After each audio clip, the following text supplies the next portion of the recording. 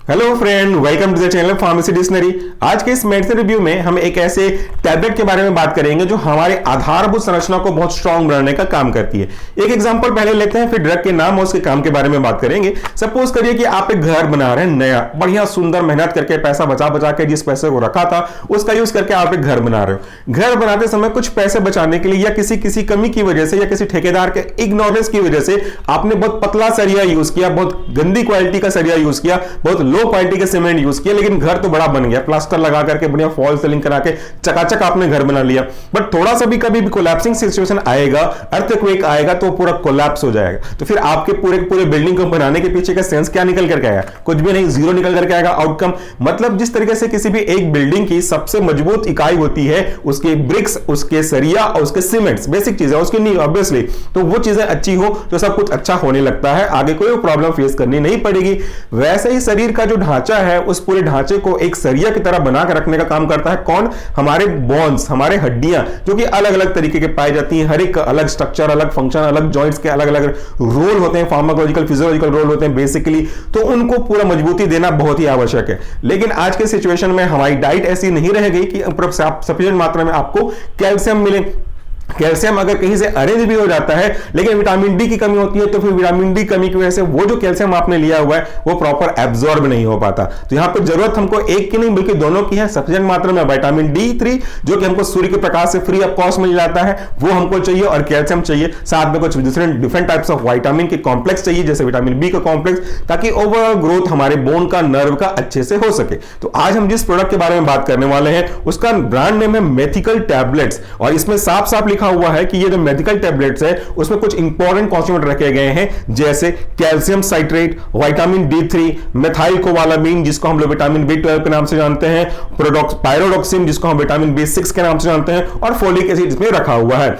ये जो सब चीजें हैं वो अपना अपना काम बड़ी आसानी से और बहुत अच्छी तरीके से करते हैं। पहला कॉन्स्टिट्यूएंट है कैल्शियम साइट्रेट, जो हमारे बोन में कैल्शियम की कमी की वजह से बहुत सारी प्रॉब्लम होती है, जिसमें घुटनों का दर्द, ऑस्टियोपोरोसिस, ऑस्टियोआर्थराइटिस जैसे अलग अलग चीजें, वियर एंड टियर, नहीं झेल पाने की कैपेसिटी, बोन का कमजोर हो जाना, पैर का दर्द करना, ये सारी चीजें डिपेंड करती हैं कि आपके ब्लड में कैल्शियम की कितनी डिफिशियंसी है, क्योंकि ब्लड से ही फिर आगे आपके बोन में जाएगा, उसका ऊपर रिवर्स भी होता है डिफरेंट सिचुएशन में। तो यहां से हमको कैल्शियम की अवेलेबिलिटी को इंश्योर करना पड़ेगा। उसके लिए आपको डाइट पर डिपेंड रहना चाहिए। ये सब दवाइयों की जरूरत नहीं है तब तक जब तक आपकी डाइट सफिशिएंट तरीके से मिल रही है, लेकिन ऐसा हो पाना थोड़ा संभव कम रह गया है, तो ऐसे केस में सप्लीमेंट की जरूरत पड़ती है और ये आपको कैल्शियम प्रोवाइड करता है। दूसरा जो है विटामिन डी3, जिसके बारे में मैंने कहा कि जब हम कैल्शियम लेते हैं तो उस कैल्शियम को एब्जॉर्ब कराने के लिए जो महत्वपूर्ण भूमिका निभाएगी वह है विटामिन डी, जो कि एक फैट सॉल्युबल विटामिन है जो हमको सूर्य प्रकाश से बड़ी आसानी से मिल जाता है। लेकिन यहां भी समय लोगों के पास कम है कि सूर्य प्रकाश में सही समय दे दें। अगर ज्यादा दे दिए तो टैनिंग की प्रॉब्लम होगी, कम समय देना संभव हो ही नहीं पाता। तो इसकी कमी को पूरा करने के लिए हम विटामिन डी का यूज करते हैं। विटामिन डी3 के फॉर्म्स अलग अलग होते हैं डिपेंडिंग अपॉन द पेशेंट कि किसको यूज करना है। बच्चों के लिए ड्रॉप्स आते हैं, जैसे किडरिच वगैरह हो गया, किडरिच विटामिन डी3 का आता है, जिसके बारे में भी हमने वीडियो अपलोड किया हुआ है। बड़ों के लिए हमने बात किया था किडनीज के साथ साथ हमने बात किया था इजोब डी3 के बारे में, बच्चों के लिए साथ बड़ों के लिए भी यूज होता है, इसमें कैल्शियम भी है और आपका विटामिन डी3 भी है। वैसे ये प्रोडक्ट भी है जिसके बारे में हम आज का मेथिकल टैबलेट के बारे में बात कर रहे हैं, तो इसमें विटामिन डी3 है जो कि कैल्शियम के एब्जॉर्प्शन को फैसिलिटेट करेगा।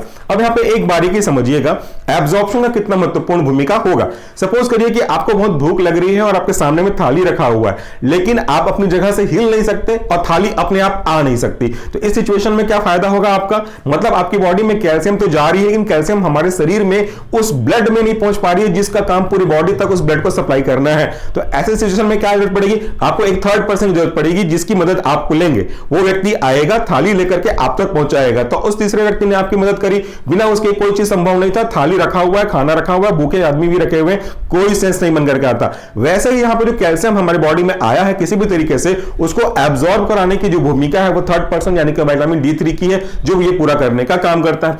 इसके बाद इसमें जो अगला कॉन्स्टिट्यूएंट है विटामिन बी12 मेथाइल कोबालामीन, वो हमारे नर्व के लाइफ को बहुत अच्छे से मेंटेन करता है। जो हमारे पैरों में दर्द रहते हैं, नर्व्स का मूवमेंट होता है, इनको फैसिलिटेट करता है, जिसके कारण से असहनीय दर्द जो कभी कभी होते हैं हमको उससे राहत मिलती है। मैं फिर से कह दूं, ये कोई ऐसा ड्रग नहीं है जिसका यूज हम ट्रीटमेंट के लिए करते हैं। दीज आर द सप्लीमेंट्स जिनका यूज हम प्रिवेंशन करने के लिए करते हैं कि फ्यूचर में कभी इस तरह की प्रॉब्लम ना आए, या अगर किसी व्यक्ति को इसकी कमी हो गई है, डेफिशिएंसी हो गई है, डेफिशिएट है वो, तो धीरे धीरे उसको रिकवर करके नॉर्मल लेवल पे लेकर के आया जाए। तो इमीडिएटली अगर आपको पेन हो रहा है, इस तरह की प्रॉब्लम हो रही है, तो आप सोचते हैं कि अगर 4-5 टैबलेट खाने के बाद मेरी प्रॉब्लम सॉल्व हो जाएगी, तो ऐसा होगा नहीं। उस गलत फहमी में मत रहिएगा। इसके लिए जरूरी है कि आप अपनी डाइट में कैल्शियम और डिफरेंट टाइप्स ऑफ मिनरल्स का यूज अवश्य करें। इसके बाद जो अगला है वो है पायरोडॉक्सिन, विटामिन B6 इसको बोलते हैं। ये भी नर्व के लिए बहुत रिजेनेरेटिव का काम करने का काम करता है। इसका जो अगला कॉन्स्टिट्यूएंट है वो है फोलिक एसिड।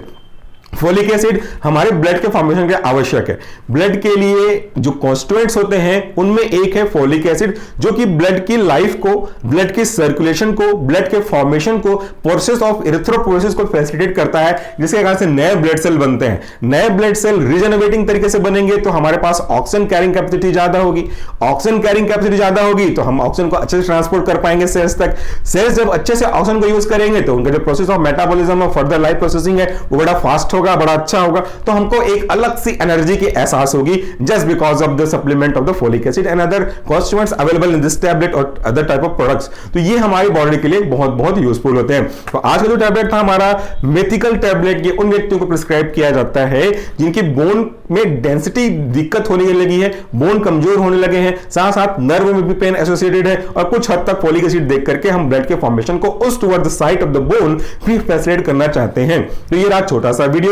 इसके बारे में और अधिक डिटेल से जाना चाहेंगे, अलग अलग कॉन्स्टिट्यूएंट के काम के बारे में जाना चाहेंगे, तो आप हमारा मेन चैनल सोशल फार्मेसी आ सकते हैं। वहां पे पूरे वीडियोस रखे हुए हैं, आप सर्च कर सकते हैं। सर्च करने के बाद लास्ट में सोशल फार्मेसी जोड़ना ना भूलिएगा, ताकि आपको सर्च रिजल्ट बहुत अच्छे से पहले से दिख सके। तो इसी के साथ आज के वीडियो के लिए इतना ही। Thank you, take care.